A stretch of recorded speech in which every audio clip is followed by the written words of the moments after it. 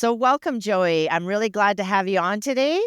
Just give us a little bit of an idea of your background. How far back we going? Well, what are you doing currently? So currently I'm a clinical hypnotherapist and coach. I've been doing that since, well, part-time since 2018, full-time since 2020. So I've been going quite a while. And yeah, my most of my work is done online. I got a little bit of a following on social media through COVID and all that kind of happened in my transition out of corrections, which I did for 10. I was a correctional officer in the federal system for 10 years. And yeah, I focus mostly on helping people heal trauma and relationship patterns and loops that they can't seem to get out of. And hypnosis, in my opinion, is the fastest way to really deeply heal the stuff we can't see. Because without getting too far into it right now, it's like we're all running on stories. Most of our whole, like our patterns, our loops, our habits are all because of stories, and stories that come, from some pretty harsh stuff that has happened, different moments, different events. And I help people, break through those old limitations to step into their highest purpose, if you will.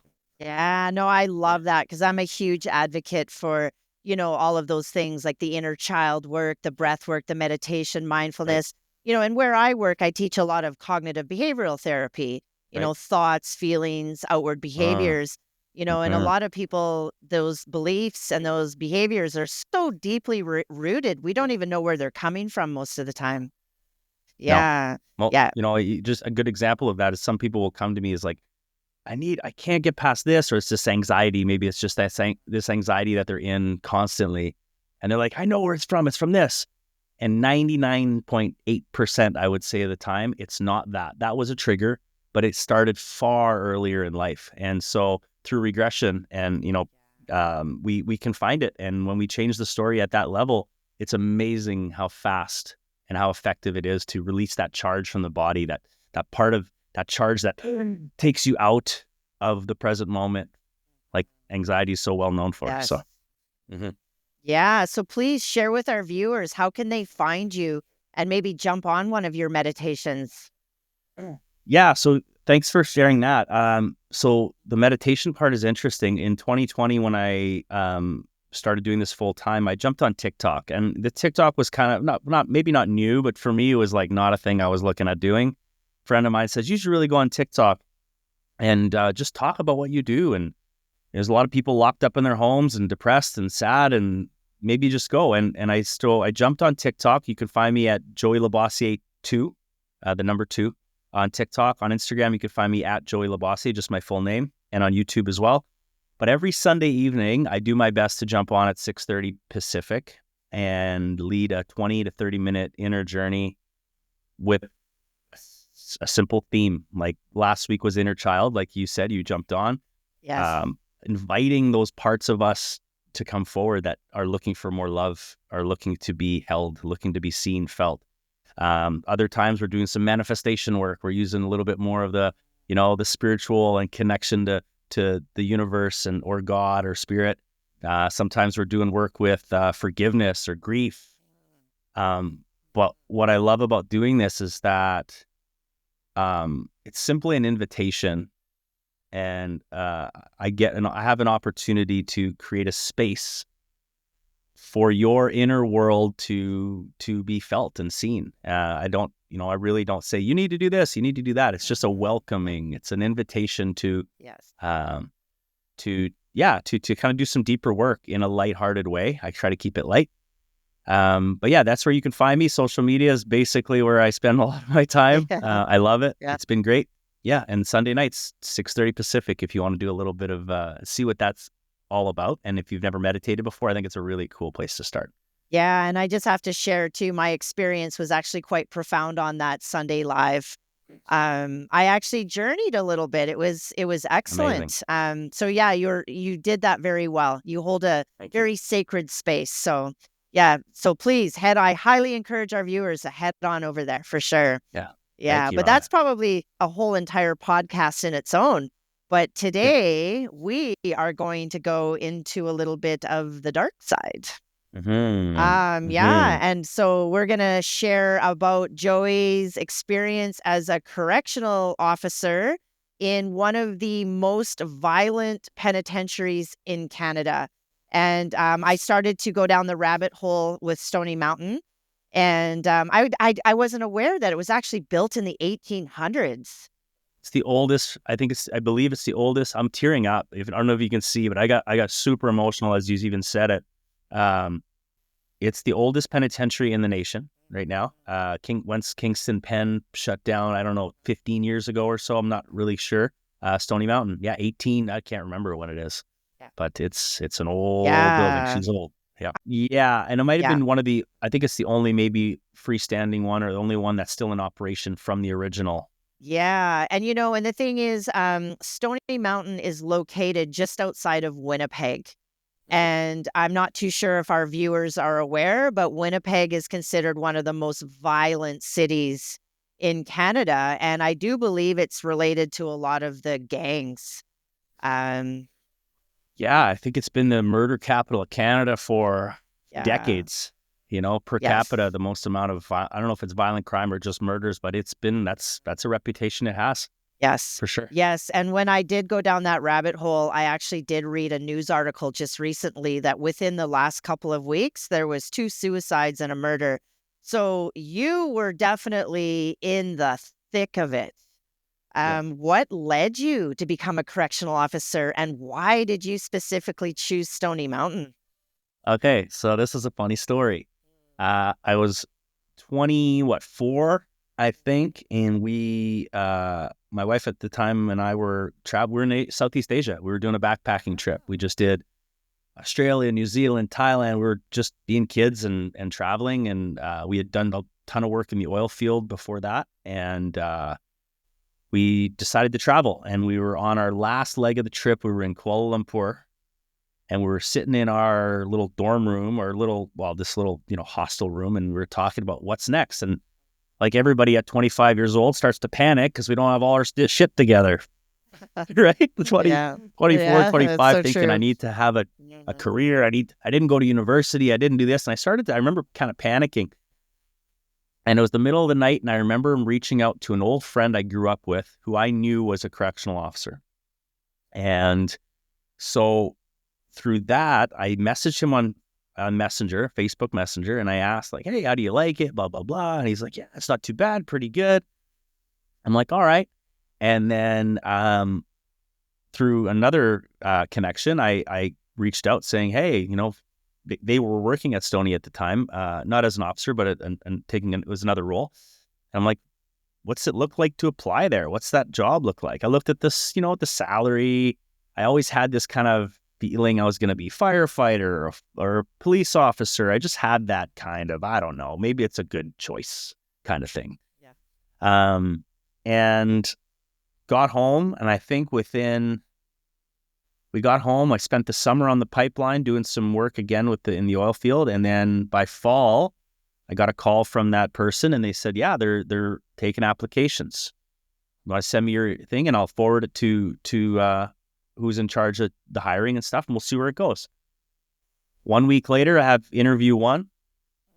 2 weeks later, I have interview 2, and within a month and 6 weeks, I'm getting the call saying I'm going to Saskatoon to train. So it all just Ah. happened fast. And I didn't even really think I wanted to do it, but I was like, well, it all happened for a reason. It just so seamlessly. I was like, well, let's just see what happens. And that's how I got into it. And Stony wasn't like a choice. There was. I think they gave me 2 choices. It was Stony Mountain or Grand Cache, Alberta. Oh, And yes. Yeah. and so it was like, well, I'm in Manitoba. My family's here. It may make sense. And then, yeah, I headed off to Saskatoon to train with CSC. Yeah. So what did that training look like? Training was how many months? I want to say 3 months. Yep. Uh, at the time, I know things have changed quite a bit since 2010, but it was all in person, classroom, firearms training, Oh, wow. self-defense training. Yeah. Yeah, there was. Yeah, it was quite intense. An intense three months. Yeah, Yeah. It seems yeah. 3 months though doesn't seem like a lot of time though. It's not. Your training really happens the day you walk in the door. Ah, You yes, I can know? imagine. Yeah. So it was intense. I felt quite, I think, ready. I don't remember much around that time, but I remember how intimidating it was to start that first day. Yeah, I can imagine. Yeah. I can imagine. Yeah. And it's interesting because you and I share that as well with the pipeline facility. I did that for like 15 years. No way. Yeah. Yeah, Okay. I was up in Grand Cache. I saw that facility. I was up there doing a pipeline job. Okay. And yeah, and the thing is, like, my walk in the oil field kind of started my whole mental health for men mission. Interesting. Yeah, but then it led me more into corrections. Not corrections. I shouldn't say that because I work at a treatment recovery center, Right. Yeah. but I've always, this is like a dream come true interview, just so you know. Oh, amazing.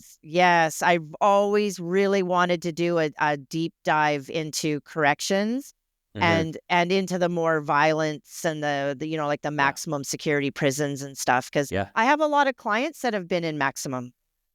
Yeah. Yeah. And I have friends that have been in maximum. Yeah.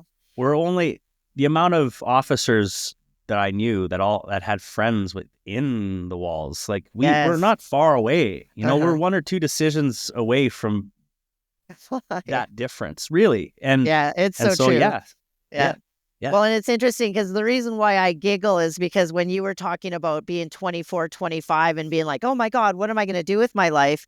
During that time, I was actually getting sentenced federally. okay, Yes, I know. I was down in the Lower Mainland at the British Columbia Correctional Center for Women. okay, But thank God to a really good lawyer, one of the yeah, federal charges got dropped, so I ended up doing provincial time. okay. So yeah, I didn't share that with you prior, so No, that's didn't fair. Yeah, yeah, yeah. yeah. Yeah. So this has like been my mission now, I to love that so bring much. everybody together in the same arena and Right. just be like, how can we heal these wounds in humanity? Like, Oh yeah. what is going on? What is wrong with humanity? Why are we trying to kill one another? With Right. just selling the drugs and the Yeah. violence and stuff. So Yeah. yeah. Yeah. Do you feel like your training and support though, like when you in your for your role, were you prepared for the level of violence and human suffering that you probably walked into? I don't think anybody is. Yeah.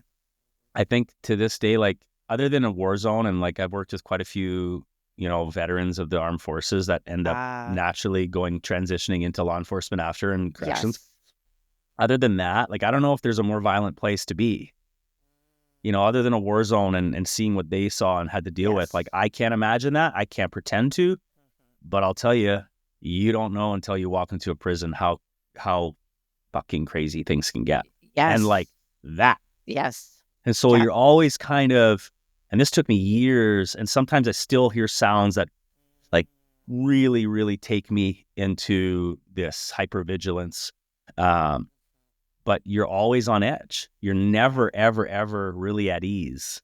Even Yeah. on your lunch Yeah. break, you're a cell call away from a self-harm call or worse.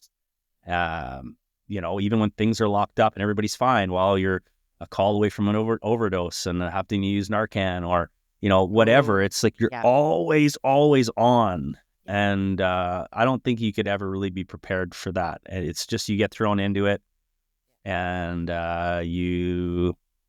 my voice is shaking as I'm talking about it. You Mm. just you just kind of adapt. The training kicks in, Yeah. definitely, and you really learn to think on your toes and really respond and react.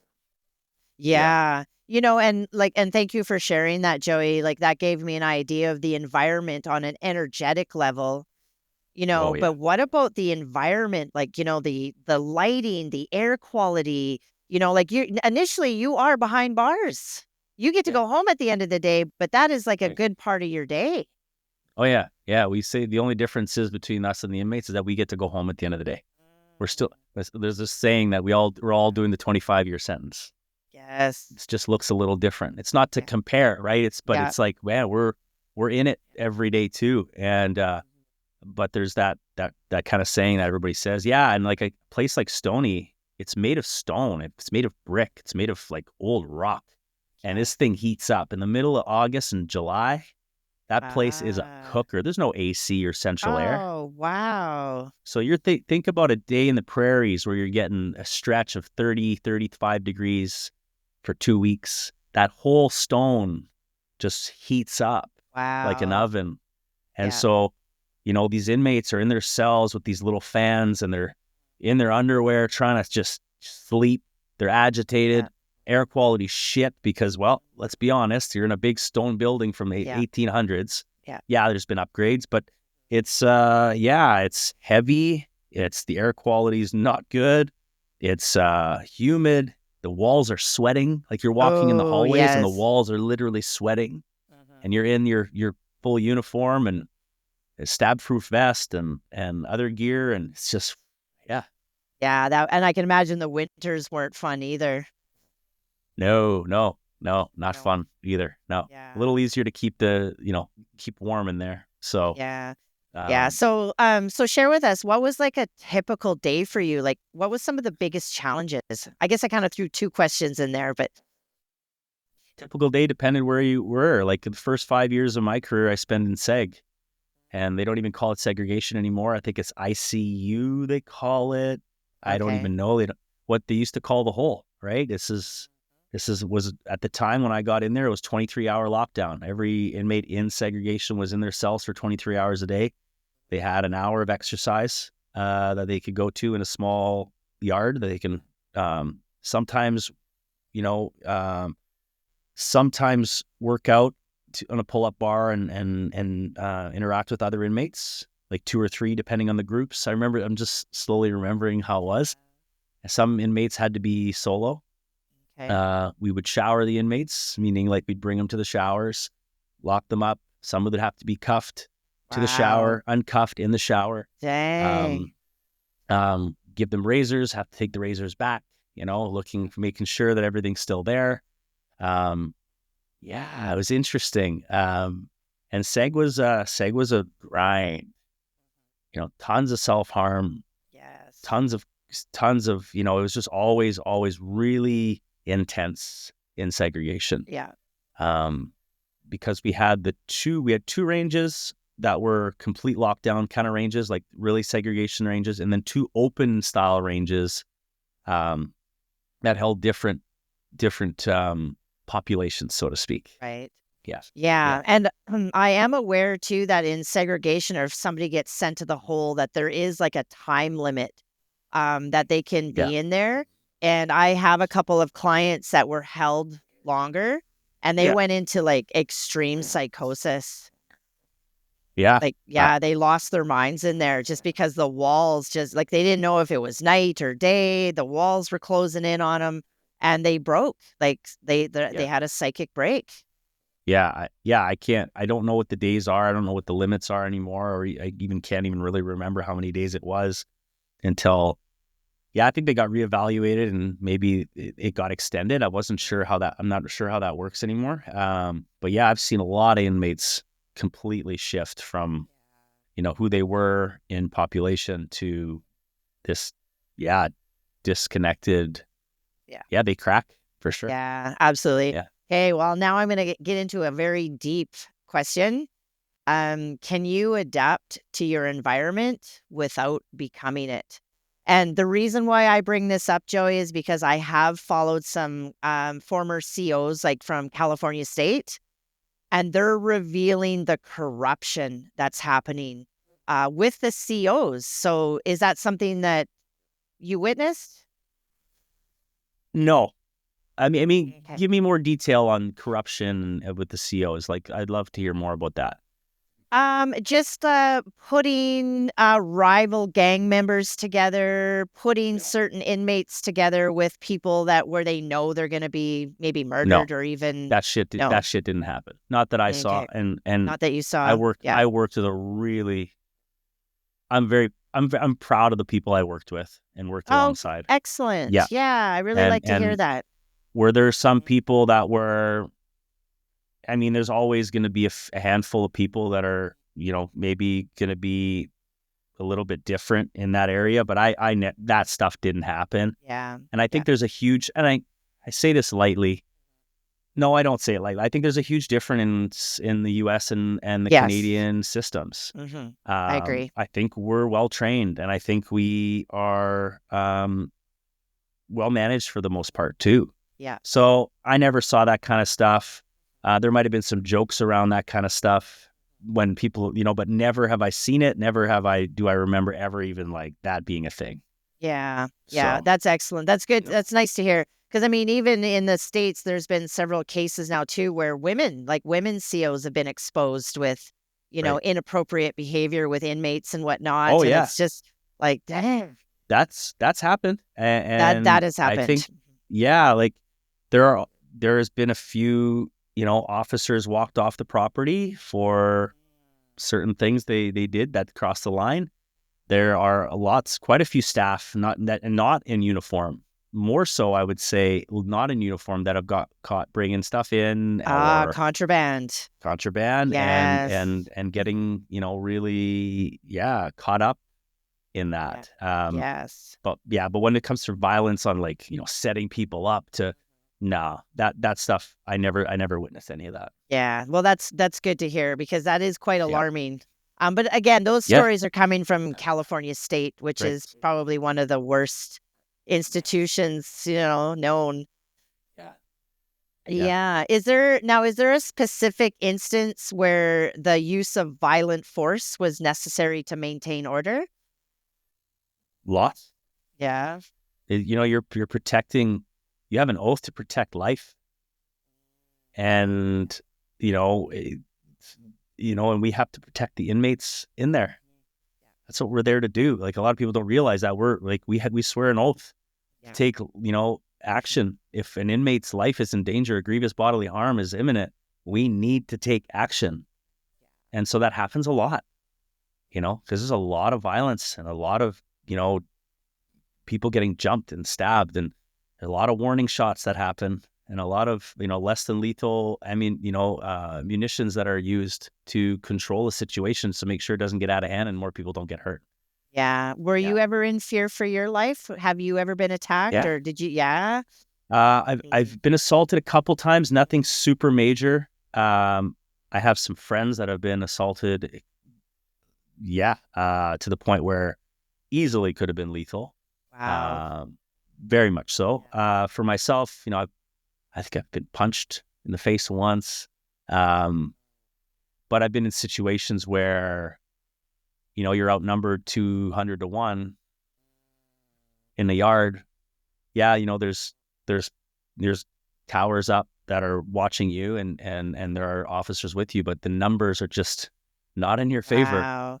Wow. And so it's like, yeah, you're always really, times where you go to the yard and, there's information that there could be a potential gang fight, and your job is to go with 4 or 5 other officers or maybe a little few more. And it's like bringing everybody in to pat them down. And you find 50, 60 shanks on, Jeez. maybe Yeah. not 50, 60, but, a lot. Yeah. And then you cruise the yard and you find another 20 or 30 buried in the here or buried there. Or Wow. so, That's you're scary. always, always, always outnumbered, and very, the amount of what, jail-made stabbing weapons or things that are always in rotation is insane. Yeah. Did you ever have to worry about like gang retaliation and or inmates like on the outside when you're in your personal life?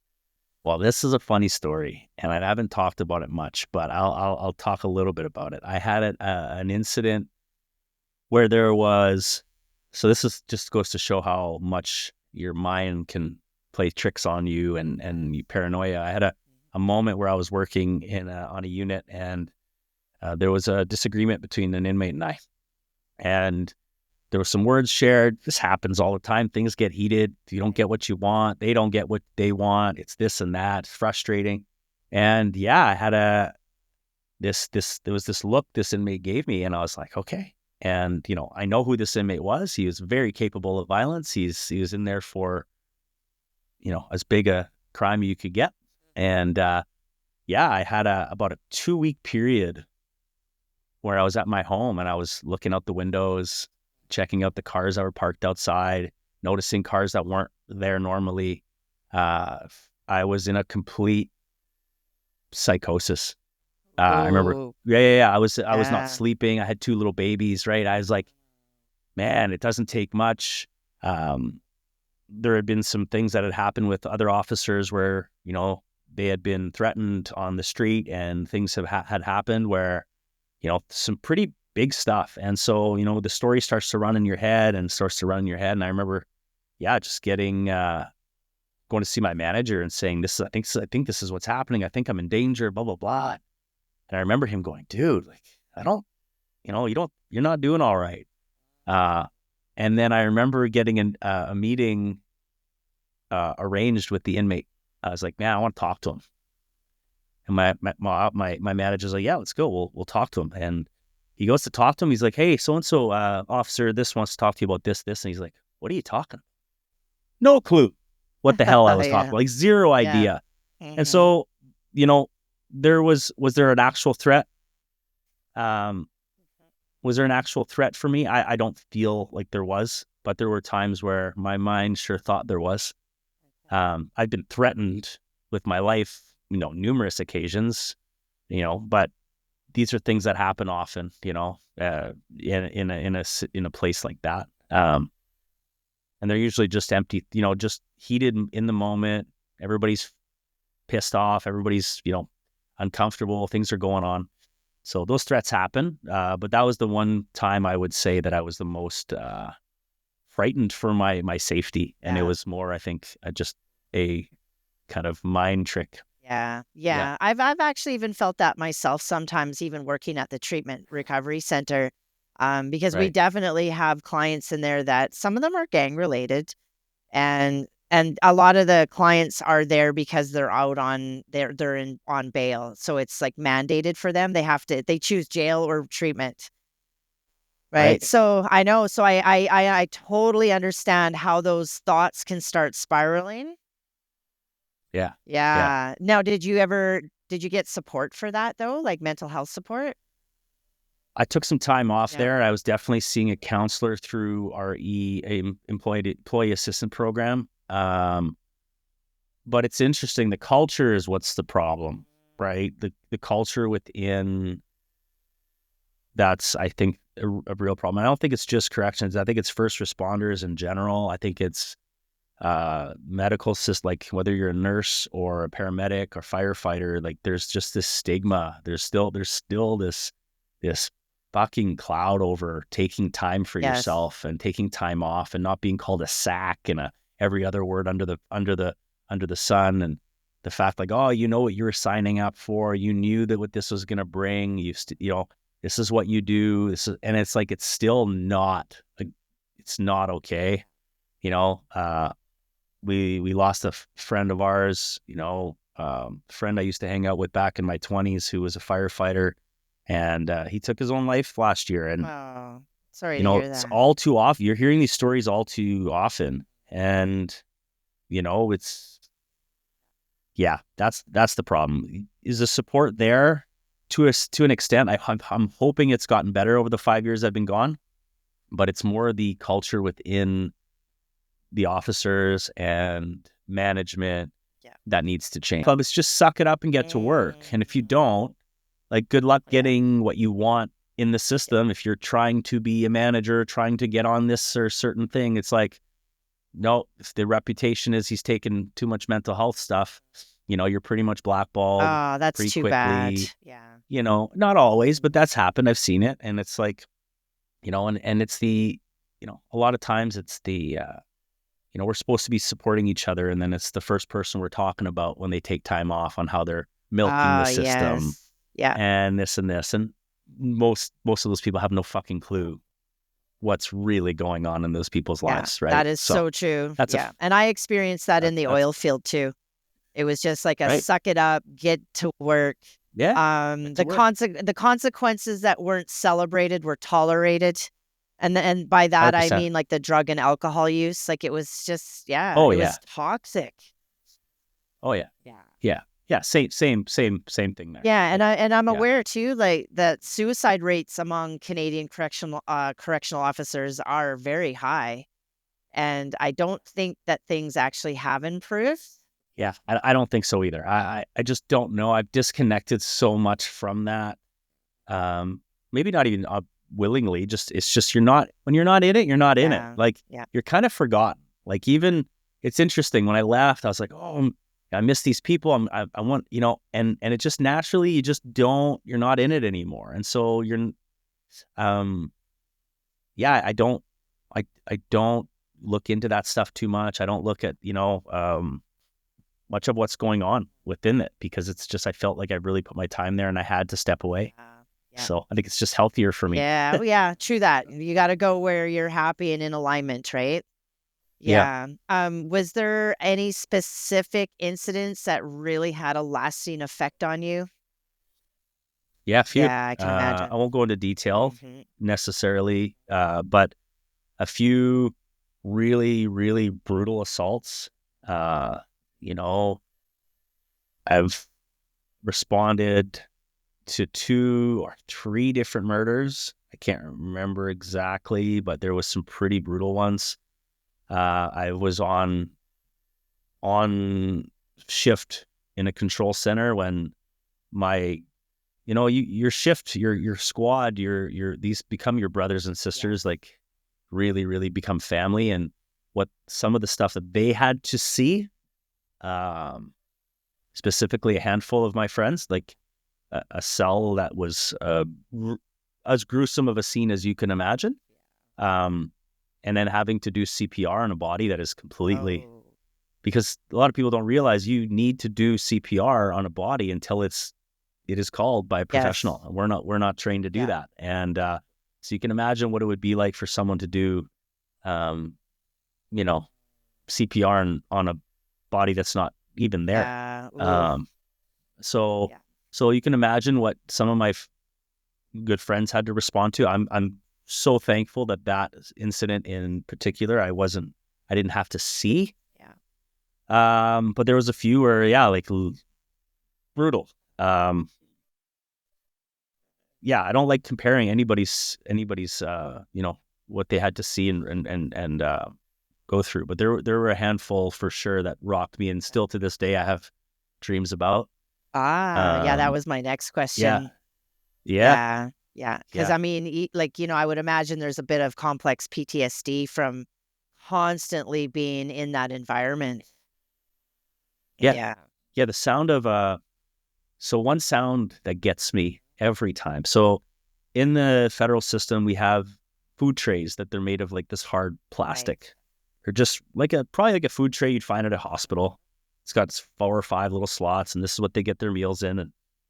And the sound of that hitting a cinder block wall is very distinct. It's one of those things that seems to happen in almost every incident Yeah. is the sound of a food tray falling and hitting the ground or hitting a wall being whipped at someone's head. And the sound of that, the quick bang, like anytime I hear a that kind of bang, I'm always just whoa. Oh, And still to this day is one of those things. It's like, oh, we have to respond. Something's happening, you know. Um, but yeah, there's some things that just pop up into your mind randomly. Even when you're playing with your kids, it's so yes. wild. It's just like, oh, something weird will remind you of Yeah. you know, Yeah. Yeah, yeah, and I would imagine too that at some level you have some details to some of the cases, the crimes that they've committed. Did that spill out yeah. into your everyday life? You know what I mean? Like, were you hyper vigilant, overprotective of your loved ones, safety to the max? Because I know I am. Yeah, you would be. So in the early stages of my career, I was really like going into corrections. I loved watching. You remember the show The First 48 on Oh yes, A&E? yes, mhm. Okay, I used to love murder documentaries. I used to love crime scene stuff. Law and Order I'd watch when I was a Yes, kid. me too. Coming home at lunch from school, I used to watch Law and Order all the time. Love that stuff. And then I get into the system and I start to learn a little bit about the inmates, reading some case files, and as I'm writing whatever, and then it didn't take long for me to go, nope, not doing that anymore. Like, I don't want to know. Like, Yeah. and then, so, but with that being said, like, as officers, we would often bring inmates to hospital or funerals. We'd go to, um, we different times we'd be escorts for these inmates, armed escorts. And so we'd always have our back to the wall. We'd always be in a corner. We'd always be set up in a place where we can kind of see and know our escape routes Yeah. and know what we need to do, because this it's what you need to do. You're protecting the public at this point as well, right? When you're out. And so that just naturally, I think, just oozed into my life as I'm out with the kids at the trampoline park, or I'm gone to a restaurant. It's like you're always kind of taking a look, and often you see inmates or ex-inmates in on the wherever you are. There'd be a lot of head nods, Mhm. a lot of that. Hey boss, you'd hear that a lot, because boss is also often a term used. And yeah, you'd be in public with your family, inmate there or not, and you're always you're pretty hyper vigilant. You're always kind of thinking about Yeah. your kids, your Yeah. family, you. Yeah. Which I Yeah, think is good because, we just have to, be realistic about it. I mean, these things do happen. We can't just ignore the fact that they're not happening. And when I did the interview with Joshua Long, he's a PhD in criminal justice. right. Statistically, people who are not afraid of crime are the one who are victimized the most statistically. And the Interesting. ones that are afraid of crime, and I don't mean like where it's disrupting their life, but they're just Right. extra cautious, they are victimized less. So there Mm, is something to interesting. that. We do really have to be aware, right? And it's Right. interesting about the case files that you stopped reading them, because Yeah. when I have a client, I try not to read their case file for the first couple of sessions so that I Right. can kind of just get a feel of who Yeah. they are in that essence. Yeah. Yeah. I've had a few times where my last 3 months of my career, I was blessed to have a really great. I emailed the warden, and it's not the actual warden, but one of the wardens of the minimum security institution that is adjacent to Stony. There's a Rockwood institution, which is a minimum, and they live in houses, and there's no walls or fences. And I was like, man, my last 3 months, I would really love to go out of max and go into this and ease out of this. And so I was lucky enough to get a 3 month um 3 months, my last 3 months in the minimum. And so a lot of these minimums would have a lot of white collar guys, not violent, non-violent, but also quite a few sex offenders. And Ah, it's something that, you know, it's a tough one for anybody. So a lot of times I'd bring these inmates to their job or to their AA at night, and I, we get to know these, and then kind of you build kind of relationships with these guys to an extent. And then I've read about their stuff later, and it's like, whew, anything that involves children is really fucking hard. yes, It's hard yes. to. So the stuff you just sometimes would rather not Yeah. read, Yeah, I because it I hear changes you. things. That's a bit It's of a like, soft spot for me too, because same. yeah, and we don't take sex offenders at our facility because we have Mm. no guarantees that we can protect them. Oh, there's no guarantees you can protect them Yeah, almost anywhere. true. Yeah, You know. because we're not Yeah. like a penitentiary or a prisons, like we're a recovery Right. center. So Right. they can literally Right. walk Yeah. like there's Yeah. no fences or razor wire. Right. Yeah. Right. Right. Right. Yeah, so Yeah. Yeah. we don't have the means to, have anybody of that sort because, yeah, Mm. we do have, Yeah. clients that have assaulted sex offenders. Sure. Yes. Yeah, that happens a lot. Yeah. Yeah. So, yeah, like, kinda going down into the, faith and humanity now, when you're regularly confronting extreme violence and human suffering, did that affect your belief in the goodness of people, in humanity? Oh yeah, you get pretty jaded pretty quick. Yeah. Um, but at the same time, I've always been a pretty positive guy, I think. But it really wasn't until like 2016, 2017 for me. Like I had to hit a really big dark rock bottom for me to find that again. Um, but yeah, when you're in it, it's hard not to think that everything's a fucking shit show and everybody's against each other, Yeah. and it's just violence and yeah, it's hard because you're in it every single week for at least 3 to 4 days at a time, and yeah, it's hard to I know a lot of people that are most of my friends that are still in it. They're people change really quick. Like you can see a lot of really bright-eyed, positive, loving people get really dark very, very quickly Yes. after doing this job. Oh, I can imagine. Yeah.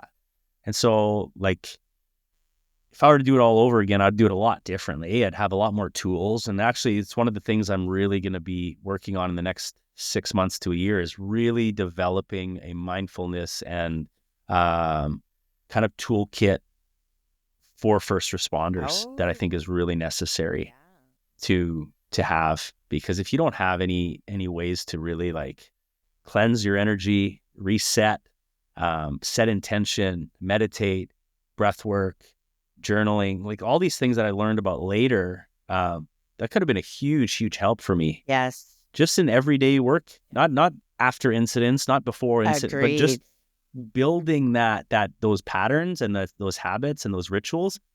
Because when I started instilling them later in my career, game changers, Yeah, game I changers. totally Yeah, agree. And then that's the thing yeah, is like I get some of my clients to lean into the meditation and breath work stuff as yep, well. Because, being a life on the streets, a lot of these guys are institutionalized. They have had a life out on the sure, streets, and so their view, their perspective on the world and humanity is very dark as well because they've been in it their whole life. And I bring up a lot of spiritual warfare in my sessions. I'm a real okay, existentialist. I'm a depth I psychology. like it. Yeah, and I Yeah, find that when just like talk therapy or cognitive behavioral therapy isn't landing, I'll talk about the spiritual warfare.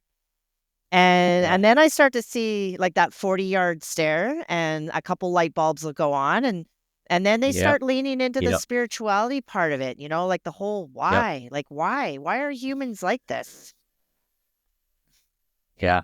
Well, we're all having a spiritual experience. Whether it depends, like we all gonna wake up to that. I think awareness eventually. We're at our own pace, but I think we're all gonna get to the point where like, oh wow, we're all spiritual beings, whether we think we're spiritual or not. Yeah. We are. This is our soul having an experience in a human body here, Yes. and once you can crack them open to that understanding or opportunity to start diving a little deeper, life can change pretty quick. Yeah, it is so true. And I just recently started facilitating a death, dying, grief, and loss course at the facility. And a Okay. lot of these people, and including the COs too, like you see a lot of suicide, murder, overdose. And then the other one that's in there is MAID, which is a whole nother can of worms to open up Right. too, right? But I think that when people their whole life have seen the atrocities of human life, it's just so hard for them to come out of that dark hole, you know? Yeah. So the Yeah. meditation and breathwork stuff I think is a really valuable tool, really valuable tool. Well, huge. Yeah, because it allows you to just, for me, it's checking in. Yeah. Like now, like people ask me why I meditate. I'm like, I'm just checking in with my deeper self beyond the monkey mind and the have to do lists and blah, blah, blah. It's just checking in with a deeper part of me. Even if it's 5-10 minutes a day, sometimes it's not a 2 hour meditation for Joey. It's sometimes 10 Yeah, minutes. exactly. But once you can show someone that they're not their thoughts, Yes. things change really. They're like, wait, I'm not that constant chatter. Yes. No, you're the Yeah. awareness that you're having the chatter. Yes.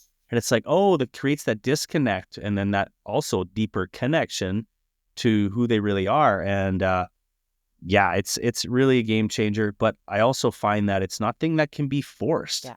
Awakening, healing, whatever you call it, we need to suffer Is not the in truth. our own right. Yes. We need to go through our awakening by hurting enough, by finding a different way. by realizing, oh yeah, right, drugs and alcohol ain't working like it used to, Yeah. or maybe it's never worked. And I'm starting to see that. And yeah, meditation is just a part of it, but I think it could be a really big one for most people. Yeah. And have you ever seen Fritzy Horstman with the Compassion Prison Project? Yeah, No, I they're haven't. going into some maximum security prisons in California even and doing like the what they call the trauma talks. And they're starting to Perfect. implement yoga and meditation and all of the things. Good. And they're getting some Yeah. excellent results, Of So I'm a course. huge advocate for that. And that's why I wanted to have you on today too, because that's my Yeah. goal is to be a program director and start bringing these programs to Canadian prisons and penitentiaries, right? There's a shift happening. There's no Mhm. doubt in my mind. Yeah. Like there's a collective consciousness shift on the planet. Yes. But with any time the light starts to shine brighter, the dark's going to get darker. So there's Oh, true. there's duality, Yeah. right? There's this contrast. But at the same time, it's going to take some time. Um, and it takes people like yourself. It takes these people that are doing the yoga and because it's going to be pushed up against at first. Like, what the fuck are these inmates getting yoga for? Yes. Why is there Yeah. like? There's a lot of that bullshit that comes from either side. Like, this is silly. It's silly now until you see what happens. Yes. There's studies that show when a community, and I don't know exactly what the study is, but there was studies showing there's numerous. The power of mass meditation in a community, what it does to crime rates, it's Yeah. incredible. Look it up. I don't know what the study is, but it's like if you get 100 people in a community meditating on peace in in a city, that will literally drop crime rates in the I've city. read that somewhere. I'm Yeah, actually yeah, now that you remind me, I'm gonna research that again. I think that's really important yeah. Please information. do. Yes. Mhm. Yeah. Yeah. So our trauma is the collective trauma. It's not just ours. And when we heal ourselves, when we do our own inner work as facilitators, as therapists, as inmates, as whatever, we're healing a layer of the collective unconscious trauma as well. Agreed. So Yeah. we change the world by doing our own work. Yeah. We don't do it in the streets. We don't do it by firebombing stores. We don't do it by fucking government. Yeah, I get it. Yeah. I get it. But at the same time, if your inner world's in chaos and you're going out with that, you're bringing more chaos. So true. Yeah. Yeah. So Yeah. Energy, like that's vibration, my frequency, right? Yeah. 100%. Yeah. Absolutely. We're all made of energy. Everything is energy. And it's like when we start to understand that, it's like, oh right, our outside world is a reflection of our inner Yeah. world. Well, it's the ripple effect. And I always 100%. tell the guys too, like even though they want to live a better life and they don't want to commit crime anymore, I'm like, what's another disharmonious act is not living to your true potential. Oh, it is the one thing that scares me on this planet right now for myself. Like a very personal thing is like I get to my deathbed and go, fuck. I didn't just do what I really wanted to and help the way I Yes. wanted to or Yeah. make it, just give everything I could to make the impact I wanted to make. Like that's the one fear I have is getting to that point because we never know when that is. And so it's like, you're right. Like it's the biggest disservice to humanity is not moving towards what's pulling you and how you want to serve and how you want to help. Yeah. So now with that all being said, Joey, do you think like these types of programs should be implemented in the prison systems? Or like what type of rehabilitation do they have? There are good programs, I believe, in this in the system, but again, it's like a lot of it is done like a carrot. It's like do this and you'll get this, Yeah. right? So like do the programs, you'll get extra this. It's like okay, so fuck. What do you expect? People are gonna Of course, it's a so bypass though. They're not learning. yeah, do this, you might get out earlier. Okay, sweet. I'm gonna do this stupid course and I'm gonna do it, get it done. And am I saying all inmates act that way? No, a lot of inmates actually do incredible things on the inside. They go within, they start meditating, they start doing the inner work, they do the programming, and they do it because they want to be better for their families, their communities, or just themselves. But a lot of it it's not enough. But I think it's all too external. And I think we should be doubling down on yoga, doubling down on meditation, doubling down on if they're religious, then okay, give them their religious freedom and give them the chance to connect with God their own way because at the end of the day, it's all the same, in my opinion, whether you find yourself through Jesus or you find yourself through Muhammad or your own spiritual practice. Exactly. I don't Yeah. care. It's going to bring you home. Yeah, I think we need to do more of the mindfulness, more of the new, yeah, I think they need to double down on that Yeah. So, stuff I mean, for and what sure. I heard there too is that you actually did witness some of the inmates that were leaning into this type of work. Did you see any Yeah. like transformations, any stories that you can Well, remember? it's hard for me to see transformation because I only know them from the Ah, that makes inside, sense. Yeah. right? And so, but I would say I remember seeing a lot. I used to love talking a lot. Like I had some really great talks. Like some of the best conversations I've had were with I inmates. Like, bet. Yeah. well, Mhm. I've had times where you'd have to be on suicide watch, and I know it sounds really dark, but it's like they're in there. We call them baby dolls, basically, or doll. I can't remember. It's just this gown basically that keeps Yeah. them. They're covered to for their dignity, and that's all they have in their cell. But we talk and we talk about life and also spirituality would come in, and that was 2018 around for me when I really started to expand that way. Um, but yeah, I would even push them towards certain Oh, I books love it. Me and push them too. Yeah. towards certain, right? Yeah. It's to be like, hey, and we'd talk and I'd be like, oh, it's like, you're into that, aren't you? And he's like, yeah, I started reading this. I'm like, okay, then you're going to really like this, and this. So next time you're at the library, ask for this book and start meditating on this. And that was a really cool thing. And then you just saw light in their eyes again. Yes. Yeah. So the transformation I saw would be like hope again, I love it. Yeah. you know? Yeah. And it wasn't all the time. Next week, they might be down again, but it's like those little sparks, you don't realize what they can do. They might be a spark for 10 minutes, but they might come back a month later and go, oh shit, that's It's right. so true. Yeah. Right. Yeah, we don't So plant a seed yeah, in the garden and then keep going back out there to dig it up. You know what I mean? So we really exactly. underestimate the value of planting that seed, right? Oh, it's Yeah. incredibly powerful. Yeah. So I always liked at the end of my career, those last 2 years, I found I looked for opportunities to like just little I drop love that, it. drop a Yeah. little bit of this, drop a little bit of Yeah. that. And Yeah. that was fun. And I'd love to yeah, but those are the things you'll never necessarily see. You might not see the flower bloom, but Yeah. the seeds planted, let it be watered, see what, and let that be Yeah, enough. for sure. So Yeah, because one yeah. thing I would really like to get into too, and I think you're gonna relate to this. I don't know if you've got a past of drugs and alcohol or whatnot. Oh Oh, yeah. okay, yeah. And I mean, I definitely do. That's what got me into a lot of Yeah. trouble. But why I bring in a lot of the existential stuff into my sessions is that addiction, what's the opposite of addiction? And that's connection. And when we're in those Yeah. non-ordinary states of consciousness, Yeah. right? Which is, I think, the reason why people wanna do the drugs, because they're looking for Yeah. this outside of themselves. Then Yeah. that's why I really try to lean into the breath work and meditation and, explain to them that they can actually have almost like a psychedelic experience if they do certain types of breath work For where sure. they don't have to do the crystal meth. They don't have to do a 4-day Yeah. bender on cocaine or Right. whatever. They Yeah. can achieve that without Yeah. the drug. Yeah. Yeah. One of the things that you familiar with Abraham Hicks at all? Yes, I am. Yeah. Esther Hicks. Mhm. Okay. So I love Abraham. I went to see her. I went to see Esther in LA Oh, in wow, that would've been 2018. exciting. That's yeah, Yeah. so good. All of her like I have a few of her books and her teachings were really great. And she said something interesting about addicts or people that use. And it's like she's like, I would rather have someone who's using drugs and alcohol than someone who's doing nothing because it shows this desire to feel better. There's this Ah, wanting to break free from feeling so that dark is and empty, interesting. Wow, right? yeah. And I was like, oh shit, because that's really all anybody's doing. They just want to feel better, and they only know what they know. And fuck, if they've been drinking since 11 years old or 12, and mom and dad all they did was Yep. drink, or they smoked a crack pipe, Mhm. that's what they know. There's conditioning there.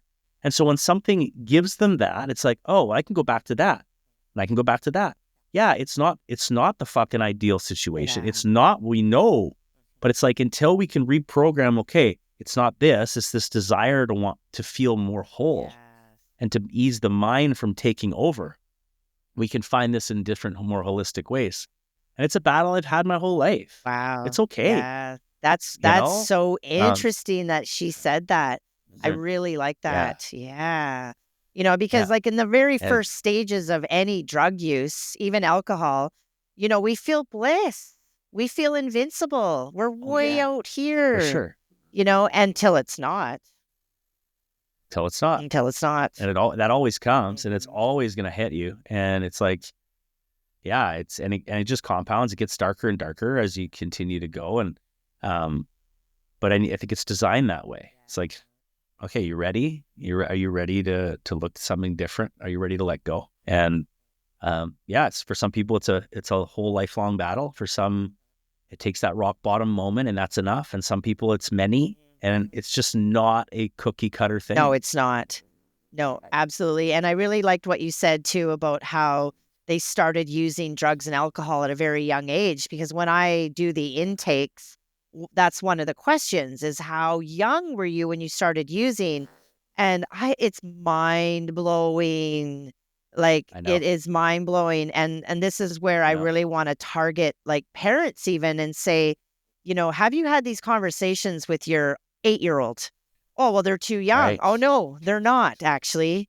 They're They're not. not because like with all the data that I collect, on an average, it's right around 11 or 12 years old where they start looking at pornography and have nobody Yeah. to help navigate them through that. And then the drugs and Hmm. alcohol. And then by Yeah. 15, they're chronic users. Yeah. Yeah. For me, it was 14. Like, I was like 14 the first time I got drunk. And after that, I mean, by 16, I think I was like every weekend. That's all we did. It's small town Manitoba. That's just what you did. But that's what we saw, where we Yeah. saw every weekend Yeah. too. All our parents were having parties and getting drunk. That was normal. And I'm not saying there's anything, it's just, that's what it was. And so it's like by 16, every weekend, it was 1 or 2 days a weekend where we're getting drunk and we're throwing up Yeah. and we're blacking out. Oh, yes. And by 20s, when 18, 19, we're going to the bars. We're doing that all 3 dates a week. I was installing cable at a time, like by age 19 or no, 21, 20 or 21, I got a job at Shaw, and I was working 4 10s, Monday to Thursday. What a gift for a guy who loved to get loaded. Yeah. Like Thursday night, Friday night, Saturday night, bars, the Yeah. clubs, the party. That's all I did for a couple of years. Yeah. And even after getting into the jail, like, yeah, it's how we soothed. It's how we got together as friends after a big hard Ah, shift. yeah. Couple beers. It's like, man, it was just this, yeah. And it was like, call came from way back when. Yeah, so now that you were, raised around in Manitoba, you probably spent some time in Yeah. Winnipeg as a young Yep. man. So did you see the level of violence and the gangs and stuff? Like, did you observe that as a young man? No, I was, I was Mhm.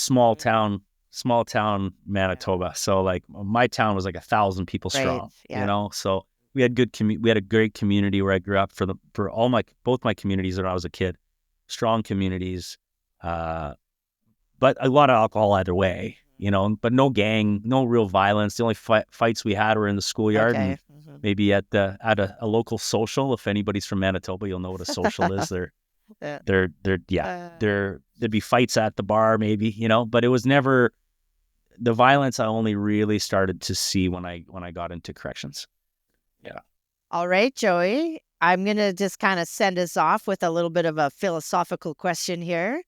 Um, like when you find purpose in your role, like what advice would you give to other correctional officers or people that are getting into this roles, how to preserve their faith in humanity? How do we stay out of these dark places?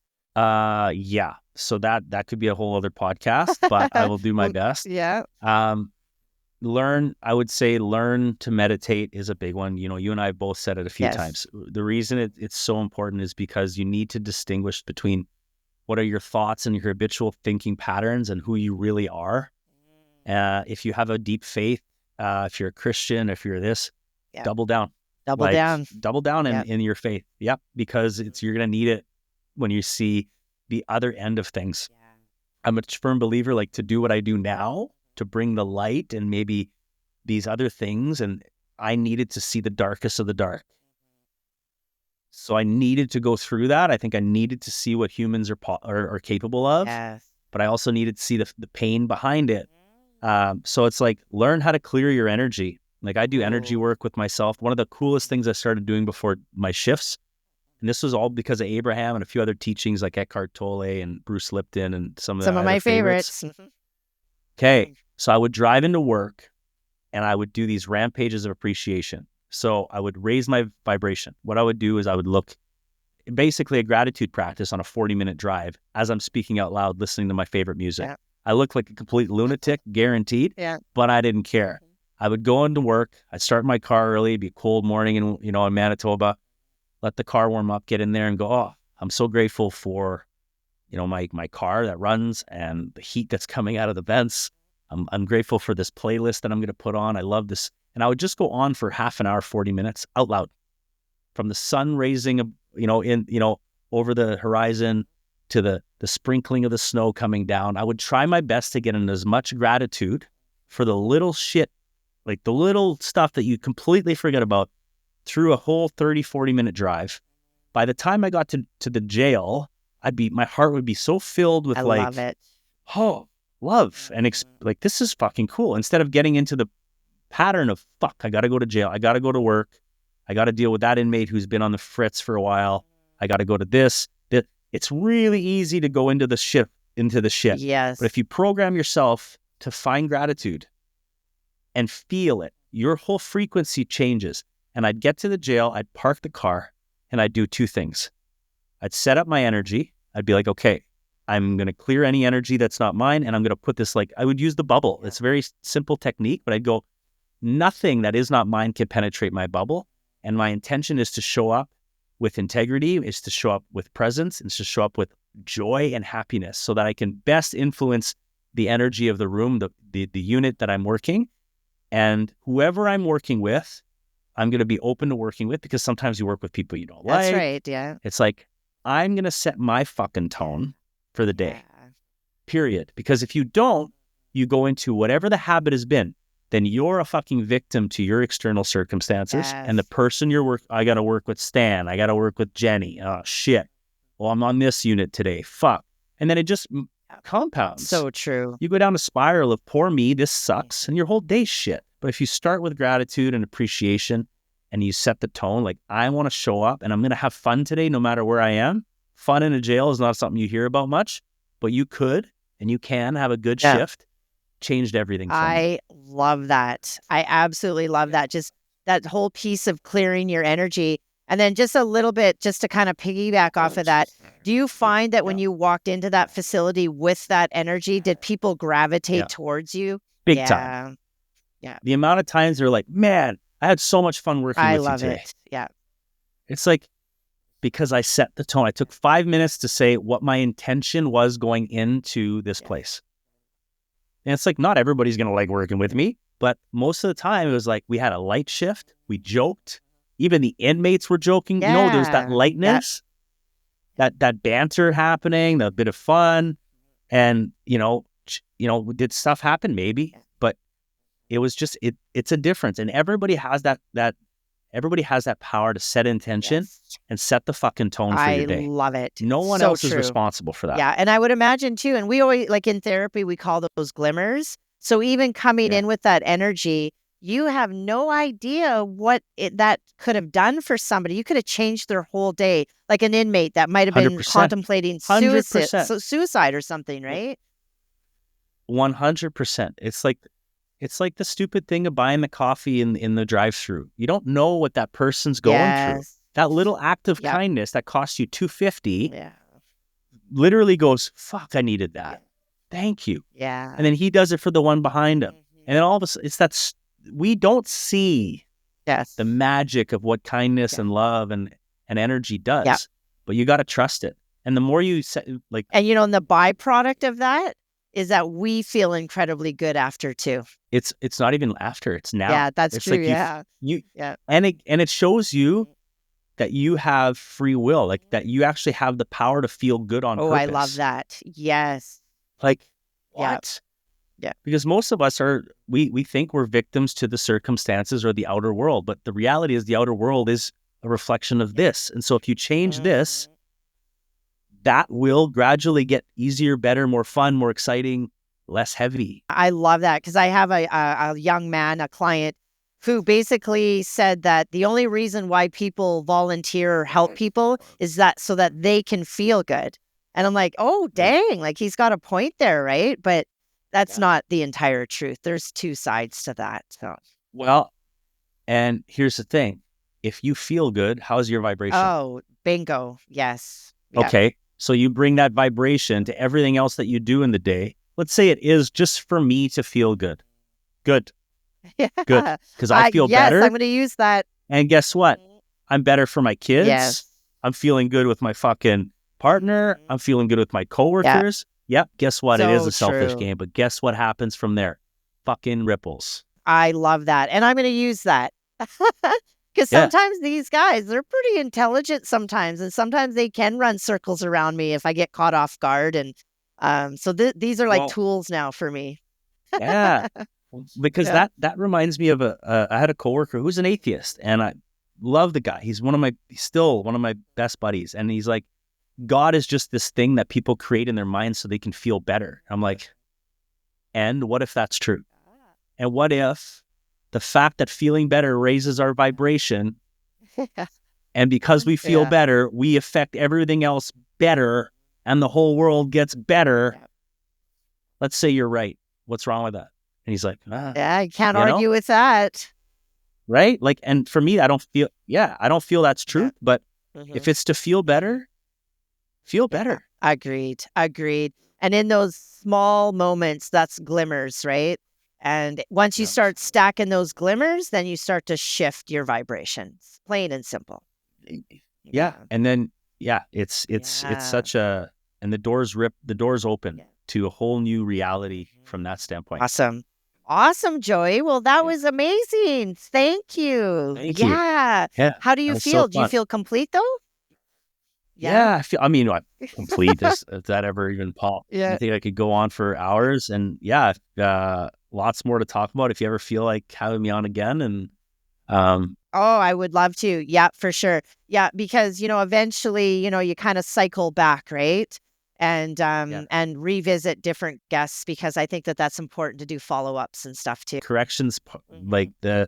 I have no doubt this is all divine Yeah, orchestration and for meant to sure. be. And thank you for letting me share some of those pieces. And Yeah. Thank yeah, that was you. so good. Yes, it really Yeah, was. I really enjoyed that, and you got deep. I love it, right? Like, yeah. you got Well, emotional y- and the feels were coming out. well, that part of my life is a big part of my life, and I'm like, and it's interesting, like I'm really proud of the time I spent as a correctional officer and the people I worked with and the stuff we did. Like, we saved lives in there. We Yes. did things that, like, you wouldn't think of what happened, but yeah, we did. And we plugged a lot of holes, and we rushed a lot of people into the ambulance. I've watched people die, but I've watched people come back to life, and Ooh, it's powerful. like, wow, Yeah. yeah. Yeah. And so thank you for allowing me to share a little more on this topic, which is usually just kind of touched on in other Yeah. spaces, right? Yeah, and also too, just one last time, like, tell the viewers where to find you. Yeah. So the easiest place to find me right now is Instagram and TikTok and YouTube. Instagram is my main platform. Facebook as well. You can find Right? me there. There's a page you can follow. Perfect. All my Instagram gets shared there. JoeyLabossiere.com is getting revamped, but there is a website there. It's a little bit, minimal at this point because there is a whole kind of rebrand happening with my new energy that I feel like I'm bringing to the world. And Oh, but that's where it is. JoeyLHypnotherapy.com at gmail.com is my email address if you want to email me. But direct messages are pretty easy for me to get to as well. awesome. So Thank you so much, Joy. I yeah, really enjoyed having you on today. yeah. Okay. Thank you, Rhonda. Yeah.